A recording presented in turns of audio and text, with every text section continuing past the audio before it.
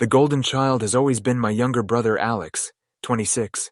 Growing up, Ethan, 30, was left in the shadows, while Dad, 54, seemed to be under continuous spotlight. No interest in sports or the usual manly activities.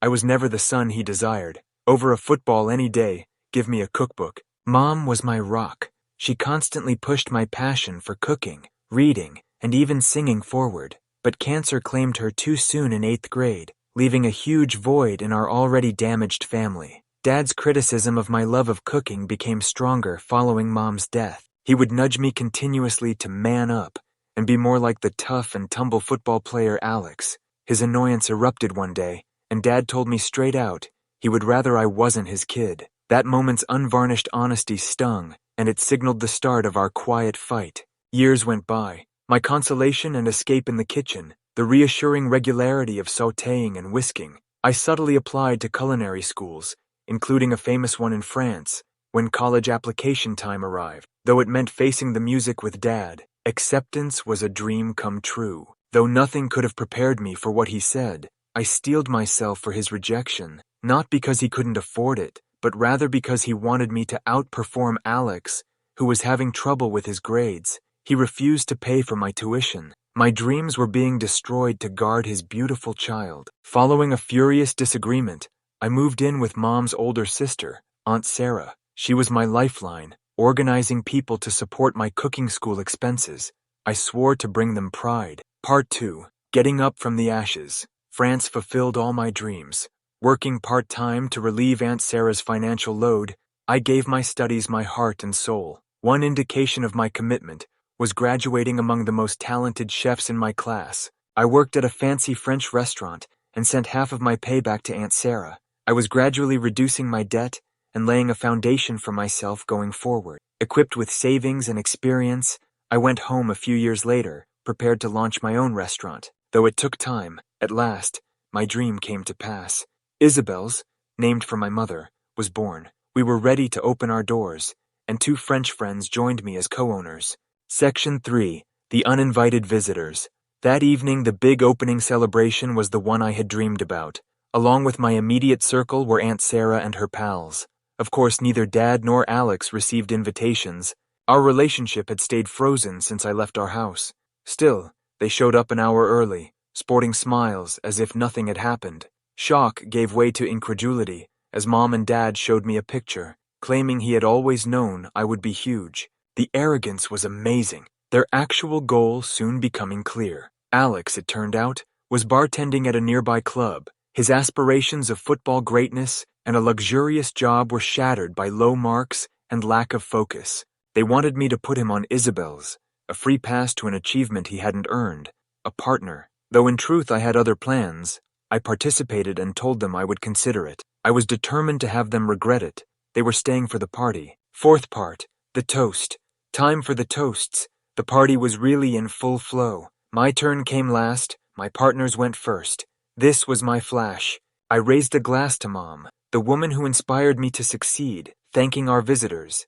I then changed gear. I discussed the loan from Aunt Sarah, her motivation, and the relatives that had turned their backs on me. The group went quiet as I related Dad's rejection of my aspirations, his partiality toward Alex, and the struggles I had gone through. People turned to stare at my father and brother, and I could sense condemnation weighing in the air, but I was not done. Walking over to them, I hugged them passionately, said my forgiveness, and even offered Alex a job as a bartender at Isabel's.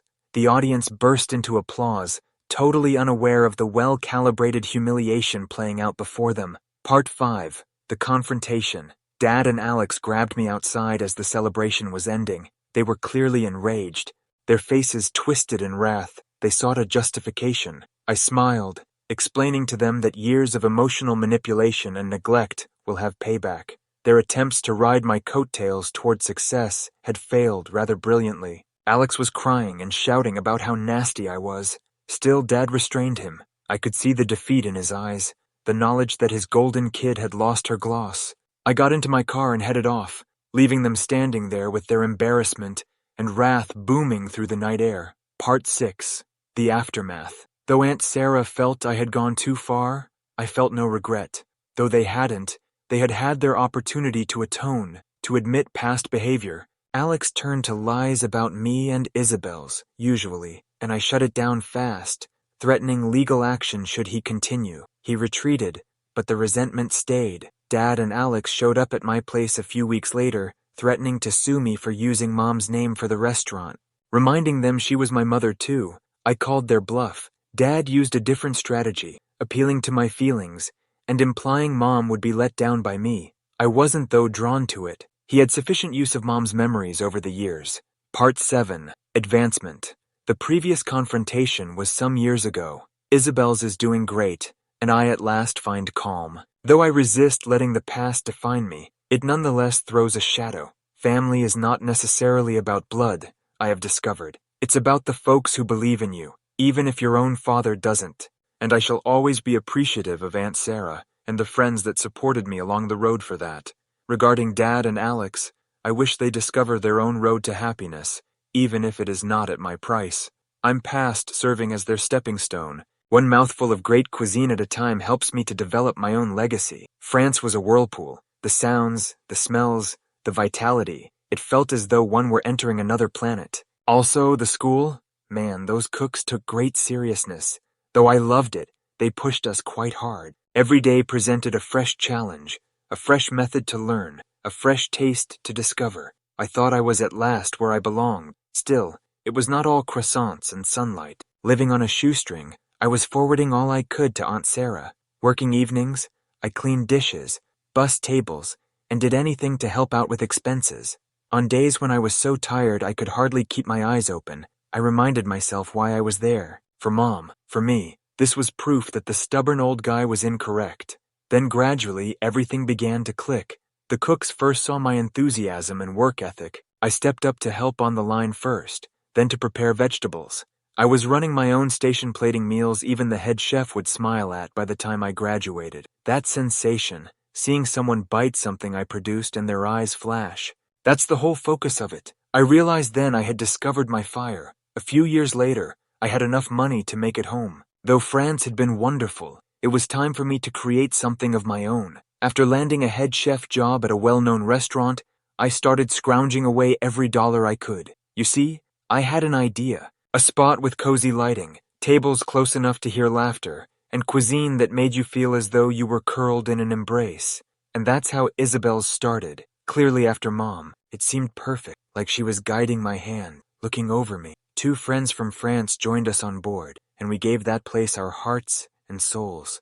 We discovered a nice, not too elegant but with good bones location in town. We created a kitchen, the chef's dream, hung some local artwork, and painted the walls warm tones. I stepped back and observed people filling the tables under candlelight on opening night. It was a symphony, the clatter of dishes, the whisper of conversation, the clinking of glasses. And when the first plates arrived and I saw their grins, man, that exceeded all the suffering in the world. That was it. My dream was this. Not even my own father could take that from me. The celebration was humming. Bless her heart, Aunt Sarah was darting about like a hummingbird, presenting her friends to my boyfriend. Shaking hands, I was working the room thanking those for showing up. It felt right, like if all the effort had been well worth it. Then I spotted them. Dad and Alex were standing by the door like 2 hawks just seen spotting a rabbit. I stopped, blood turning to ice. For what reason were they here? Like old friends, they sauntered over, all smiles and handshakes. Dad said, "Ethan, this place is incredible," clapping me from behind. Alex interrupted, "Man, you really made it big time." I simply stood there stunned. They seemed to have come out of another world, one in which we really had a regular, loving family. Sensing the strange energy, my partners excused themselves with a brief hello, leaving me alone with these ghosts from my past. They then released the bomb. Alex, sporting a sheepish smile, clarified his current, between careers situation. "Just bartending for now," he said, sounding as though he were making a kind of noble sacrifice. Dad interjected, laying it on heavy about his constant awareness of my having it in me and his pride in me. But yesterday was not my birthday. I could see the wheels moving within their skulls. They were there to profit, not to honor my achievement. At last, Dad arrived at the location. "Alex could really learn a lot from you," he continued, his voice all silky and honeyed. "We were thinking maybe he could come on board here, as a partner. Son, Agent Alex asked, the man unable even to keep down a job flipping burgers. I laughed almost in their faces. I restrained, though, a strategy developing in my head. With a forced smile, I answered, I'll think about it. They seemed happy with that, as though I had just given them the kingdom's keys. Little did they know, I was going to give them something else totally. Dad boasted about his successful chef son, and Alex was playing the eager apprentice as the celebration dragged on, and I watched them work the audience. These people had rather remarkable gall, but I waited my time. Their reckoning was just about here. The evening lasted. The aroma of delicious wine and food permeated the air. Laughing permeated every inch of Isabel's. It was all I had ever desired. Time for the toasts came next. First, my partners kept it brief and sweet, and thanked everyone for their help. Then everyone turned to see me. I raised my glass, and the clinking sound sliced through the conversation. To Mom, I said, sounding firm and clear. To Isabel, the woman who taught me that, even when the world tries to snuff it out, passion can drive a dream. A few people nodded in accord, as I saw Aunt Sarah dabbing at her eyes, but I still had to finish.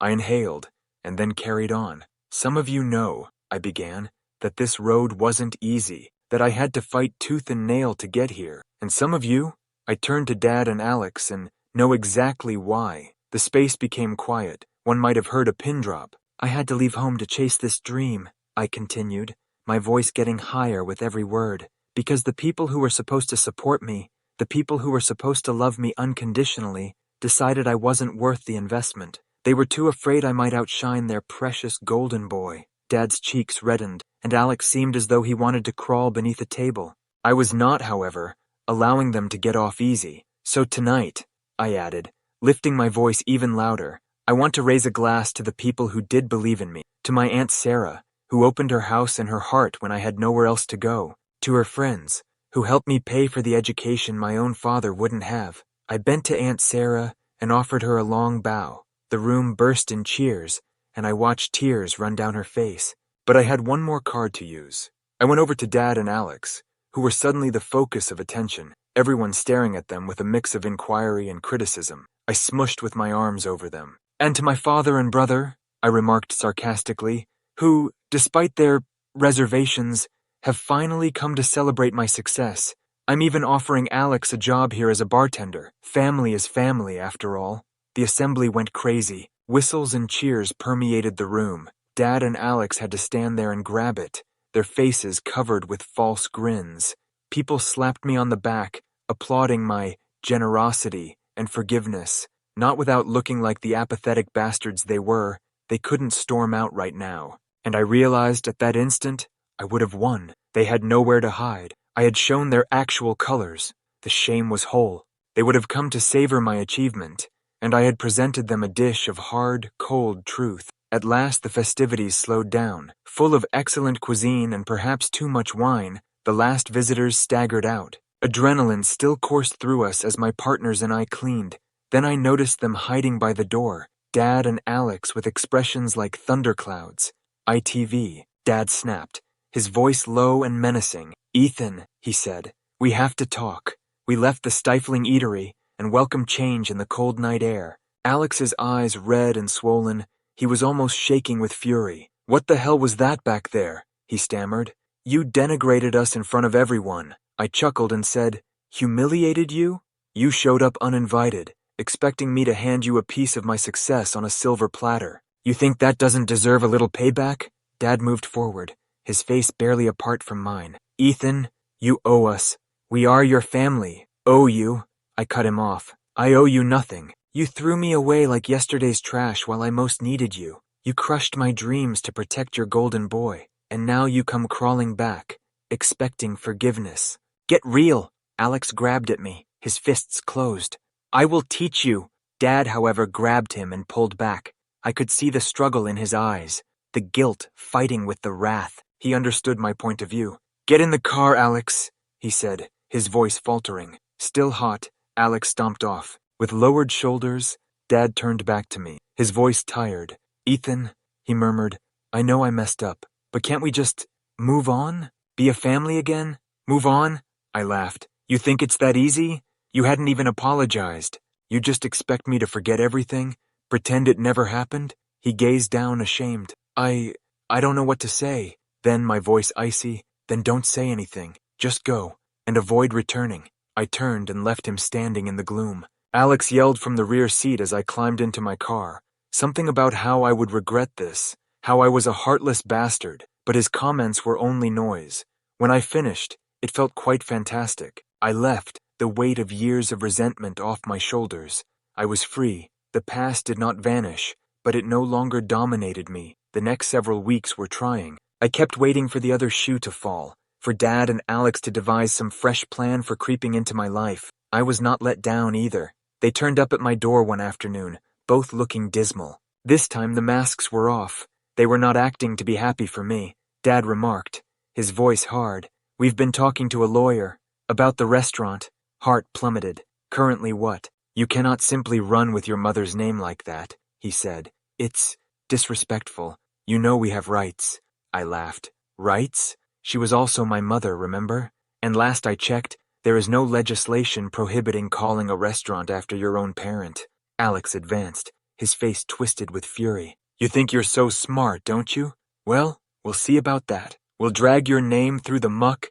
You won't have a penny left to your name." Their warnings had been enough. "Get off my land!" I screamed, my voice trembling with rage. "Both of you, or I'm phoning the police." Alex surged toward me once more, but this time Dad let him go unhindered. He simply watched, a flutter of something in his eyes I couldn't quite decipher. Was it indeed regret? I shoved Alex back and sidestepped his awkward hold. "Get out!" I screamed, "before I really lose it." At last, Dad seemed to break out from it. He hauled Alex toward their automobile by grabbing his arm. "Come on, son," he said quietly. "Let's go." My heart hammering, I sagged against the door as they drove off. That was quite close. Backed into a corner, they resembled rabid dogs.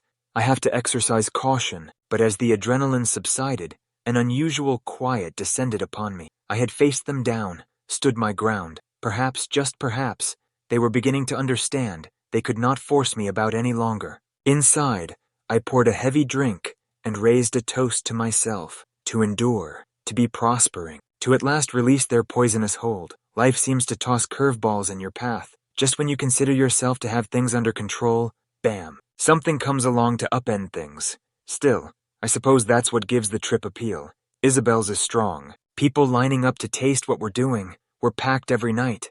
Knowing our roles, my partners and I are like a well-oiled machine. The best thing is also that, seeing those faces brighten with that first mouthful. Right now, that is the magic. Frequent visitor. Aunt Sarah beams like a happy mom bear, seated at her preferred corner table in court. "Mom would be over the rainbow," she says.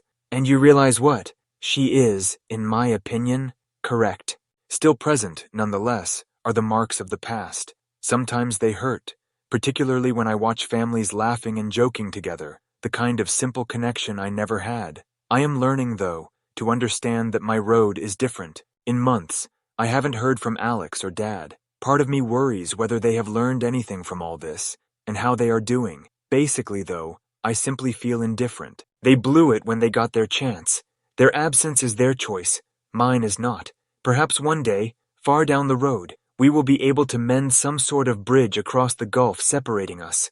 But it has to be on my terms, honest and respectful, rather than the kind of manipulative games they used to engage in. Right now, I'm concentrated on the present, on designing my ideal venue, on furnishing a venue where people may congregate, have dinner, and experience a small measure of delight. And who knew? Perhaps that is my legacy, the thing I leave behind upon my death, where families may gather, where love and laughter abound, where everyone feels welcome, no matter who they are or where they are from. Don't you find that dream worth pursuing? Story 2. Never imagined I would be the man sharing the marriage problems of a best buddy on Reddit, but here I am. Alex is my name. I am 30 years old, and have known Mark since our diapers. We're talking about the kind of friendship that has seen it all. Family crises, dead-end employment, breakups, the full shebang. He is closer than a brother. Why, this whole circumstance is turning my tummy upside down. Mark married Sarah almost 2 years ago. Imagine a picture-perfect pair on the surface. Mistook. The entire thing is a hoax. I am the only one able to see the gaps. Should I spill the beans? Mark's universe could implode. but I'm eating myself alive if I keep my tongue silent, since I'm supporting this sham. Perhaps 3 years ago, Mark first brought Sarah over. He had just landed a new job and ran into her through some colleagues. She seemed kind enough at first, but there was an off-balance attitude. I chalked it up to me being overly protective of my pal, since I couldn't find my finger on it. Kept my distance and let him enjoy his happiness. Things happened with rapid speed. Engagement after barely 6 months? Mark was smitten, but seemed crazy to me. Whose parade I should rain on? The man had a bad past with relationships, and at last felt he had found the one. I bit my tongue and went along then. But the red flags began to show up like weeds during wedding planning. Sarah was condescending, usually gently demeaning Mark. He would dismiss it as wedding anxiety, but I saw it for what it was. She treated him as though he was inadequate, an afterthought. Then arrived the bombshell. Sarah and I had a moment by ourselves during Mark's bachelor party 1 month before the wedding. She admitted she got caught by the momentum, even if she wasn't sure about settling down. Though my gut screamed, I reminded myself it was only chilly feet. Everyone experiences pre-wedding jitters, correct? Things seemed well for a while following the wedding, or so I believed. One evening then, I happened to hear Sarah on the phone chatting to a friend. Laughing, she remarked, "I don't love Mark that way, but at least I've got stability now." It felt to the gut like a kick. Mark thought their life was ideal, totally blind, head over heels, trying everything to make her happy. I wasn't sure what to do. Tell Mark here? Still, what evidence did I have? I resolved to observe to see whether I was reading too much into things, but things grew worse. Sarah began spending increasing amounts of time with this workplace old friend. Her manner of speaking about him, the way her face lit up, made me nauseous. These meetings started to happen regularly not long ago. Mark, blesses his soul, he trusted her totally. I could not let it pass. Beginning to dig, I asked questions. Eventually, a mutual buddy verified my suspicions. Sarah had been corresponding with this man long before the marriage. It felt as though a bomb exploded within my skull. Though I wanted to yell, tell Mark everything. What if I was wrong? Sarah abused Mark worse than ever in meantime. Continuous critique, dissecting all he accomplished. Their arguments were more regular, and Mark, always the kind man, hated himself. Watching was heartbreaking. Last week turned out the last straw. Sarah was obviously flirting with her work friend right in front of everyone at a party. Mark, ignorant, was in the next room. I knew then I couldn't remain silent. This was actual, not just a hunch. Mark would get wounded. Here I am now, looking to Reddit. I have to tell him how. How should I deliver this news without destroying his universe? Should I be the one doing it at all? I am caught, and need some direction before it is too late. Since my last post, things have become worse. After some investigating, I discovered Ben is the other man's name. Never met him, but from what I have heard, they are far too near for comfort. They are spending a lot of time together, not only lunches or job obligations, and it's clear that this goes beyond just employment. Mark has been buried at work, working long hours under maximum stress, and most evenings Sarah's out with Ben, not there for him. Mark hardly knows where she is half the time. It's usually working late, or out with friends, when he asks. Recently, Mark and I got together for cocktails, and he admitted how far Sarah had been away. She feels ignored, he believes, because he has been working late, not having the heart to tell him the truth. I tried gently suggesting to Sarah the conflict between her and Mark, not directly. She shrugged it off, claimed everything was good, behaved like I was insane. That laugh, it was as though she knew she would not be discovered, and she had all the power. A few days later, I once more heard her on the phone. This was worse than last time. "I'm just waiting for the perfect time to go," she remarked. "I'm unable to do this permanently." She is organizing her leaving, waiting for Mark to become even more immersed in work, so she can go undetectably. Mark keeps trying to right things. With an eye toward rekindling things, he scheduled a surprise weekend trip. Sarah fired it right away, saying, "Too busy with work." Sure, right. She most likely had ideas together with Ben. I later learned they had been traveling weekends together. A friend from both sides noticed them out of town. More lies, more manipulation is involved. How much more I could possibly take is unknown. Mark had his birthday last weekend. The last straw here. Sarah gave it hardly any attention. Not a gift, no agenda, nothing. And tonight as well, she attended the celebration Ben threw for her. Mark stayed at home by himself. Seeing his expression as he told me broke me. I cannot remain silent anymore. I'm facing Mark here, compiling whatever I could, receipts, text, screenshots. Though it will hurt, he is entitled to the truth. Though I have nowhere else to turn, I am afraid. Simply said, I hope he doesn't come to hate me for it. I could not stand its weight anymore. I knew I had to tell Mark, much as a storm was building inside. I compiled what I could, images from the social media, discussing leaves, murmurs recorded on the web, texts, marks of their path, receipts. Though it was difficult, I needed evidence to show him the reality. One evening I headed to his cabin. He appeared tired, like a tourist who had gone too far without breaks. We needed to talk, I informed him, and he understood from my face that this was not a simple chat. Mark looked more perplexed than anything. He always sees the good in everyone. I began by telling him I had witnessed the storm clouds building around Sarah and him. He nodded, but he had no idea where my comments were pointing. I told him about Sarah's falsehoods, how she was spending time with Ben, something more than just a buddy from the office.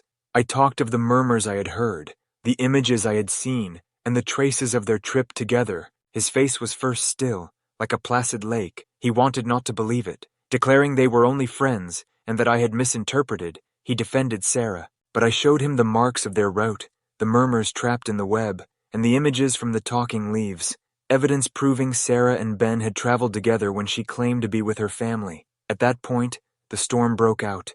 Mark's face morphed like the heavens before a storm. I knew nothing else I could say, as he silently gazed at the evidence.